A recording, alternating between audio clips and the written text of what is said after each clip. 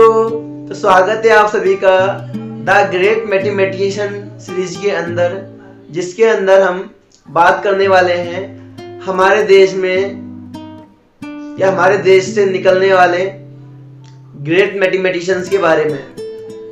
कौन कौन थे, उन्होंने क्या किया, वर्ल्ड के अंदर ऐसा क्या किया, मतलब बहुत सारी चीजें हैं उनके बारे में जानने के लिए। तो ऐसे ही एक पर्सनालिटी के बारे में आज हम बात करने वाले हैं, जिन्होंने हमारे देश का नाम पूरी दुनिया में अमर कर दिया और यादगार बना दिया। तो सबसे पहले हम सब जानते हैं कि हमारा जो देश है, इससे बहुत सारे महान लोग निकले हैं, चाहे फिर वो स्वामी विवेकानंद हो, एपीजे अब्दुल कलाम हो, और भी बहुत सारी पर्सनैलिटीज है और अभी भी हैं। पहले भी बहुत सारे निकले थे, बहुत सारे हैं और बहुत सारी पर्सनैलिटीज आती रहेंगी। तो ऐसे ही एक महान पर्सन जिनको लोग the man who knew infinity, वो व्यक्ति जो इन्फिनिटी को यानी अनंत को जानता है, ये टाइटल दिया गया है। तो ऐसा पर्सन कौन है जिनको टाइटल दिया गया है? ऐसी पर्सनालिटी किसकी थी, ऐसा क्या था उनके अंदर? तो ये सब जानने से पहले हम जानेंगे उनका नाम। उनका नाम था श्रीनिवास रामानुजन अयंगर। ये नाम उनका क्यों पड़ा? क्योंकि हमारे दक्षिण भारत में, हमारे पूरे भारत में जो नाम रखे जाते थे वो हमारे जो इष्ट देव भगवान होते थे उनको ध्यान में रखते हुए रखे जाते थे। रामानुजन का मतलब होता है राम धन अनुज, यानी राम का छोटा भाई, यानी भगवान राम के छोटे भाई। इस आधार पर उनका नाम रखा गया रामानुजन। ओके, तो इसी तरह हमारे जो रामानुजन जी थे, उनका जन्म तमिलनाडु के अंदर हुआ 22 दिसंबर 1887 को। कब हुआ? 22 दिसंबर 1887 को। ये उस टाइम था, ये वो टाइम था जब हमारा देश अंग्रेजों की गुलामी को झेल रहा था, जब हमारा देश छोटे छोटे स्वतंत्रता के लिए कदम उठा रहा था। उस समय इस देश के अंदर उस पर्सन का जन्म होता है जो पूरी दुनिया के अंदर मैथ के अंदर भारत का डंका बोले या हम लोहा बोले, मनवा के आते हैं। ठीक है, तो ऐसी महान पर्सनालिटी को जन्म देने वाले, इस दुनिया में लाने वाले उनके माता पिता का नाम और वो क्या करते थे, कहाँ रहते थे और उन्होंने रामानुजन के जीवन में क्या क्या योगदान दिए, ये सब आज हम डिस्कशन करेंगे। इनके पिता का नाम के श्रीनिवास अयंगर था और इनकी माता का नाम कोमला तम्मल था और इनकी माँ इन्हें प्यार से श्रीनिवास रामानुजन जी को अब प्यार से रामानुज कह के पुकारती थी। और इनकी जो पिताजी थे वो एक साड़ी की शॉप पर एज ए क्लर्क काम करते थे। उनकी भी कैलकुलेशन बहुत अच्छी होती थी, कि हम सब भी जानते हैं कि अगर वो एज ए क्लर्क काम कर रहे हैं तो पूरा अकाउंट का काम उस टाइम पे क्लर्क ही किया करते थे, थोड़ा बहुत जो काउंटिंग का काम होता था। तो वैसे ही इनकी माँ भी कुंभकोणम के, तंजावुर जिले में कुंभकोणम के अंदर उनके पास में एक मंदिर था। उस मंदिर के अंदर सांस्कृतिक या सामान्य गीत गाया करती थी और वो एक हाउसवाइफ थी।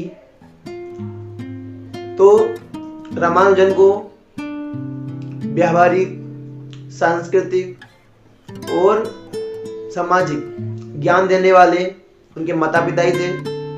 और रामानुजन का जो गणित के लिए जो इंटरेस्ट था वो स्कूल के अंदर 3rd क्लास के अंदर आया, 3rd या 4th क्लास के अंदर आया।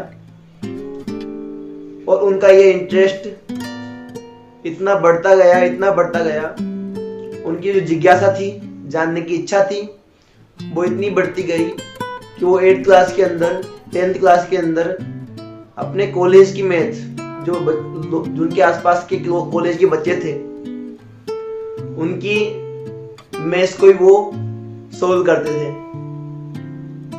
तो ऐसे ही रामानुजन के व्यवहार को देखते हुए, उनका जो बिहेवियर था, तो उनकी माँ को डर लगने लगा कि यह जो रामानुजन जी थे एक विषय के प्रति बहुत ज्यादा, एक सब्जेक्ट के लिए बहुत ज्यादा डेडिकेटेड है और वो ज्यादा घूमते नहीं थे, कुछ काम और करते नहीं थे, बस हर समय गणित ही गणित, मैथ ही मैथ सोल्व करना। तो उनके इस व्यवहार को देखते हुए उनको लगता था, उनकी माँ को लगता था कि रामानुजन अपनी जिम्मेदारियों को, सामाजिक जिम्मेदारियों को बखूबी नहीं समझ पा रहे हैं, एक जिम्मेदार व्यक्ति नहीं बन पा रहे हैं। इसलिए उनका विवाह करा दिया जाता है, यानी शादी करवा दी जाती है। तो उनकी पत्नी का नाम था जानकी अम्मल, यानी जानकी। रामानुजन जी उनको जानकी कह के पुकारते थे। इनका भी रामानुजन जी के जीवन में बहुत योगदान रहा, बहुत कंट्रीब्यूशन रहा। तो किसी भी व्यक्ति की सफलता में परिवार का योगदान तो होता ही है, इसी तरह उनके परिवार का भी योगदान था।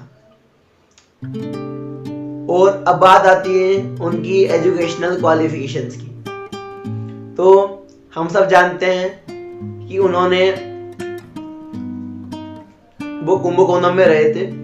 कुंभकोणम के एक स्कूल के अंदर उन्होंने अपनी प्राइमरी एजुकेशन ली।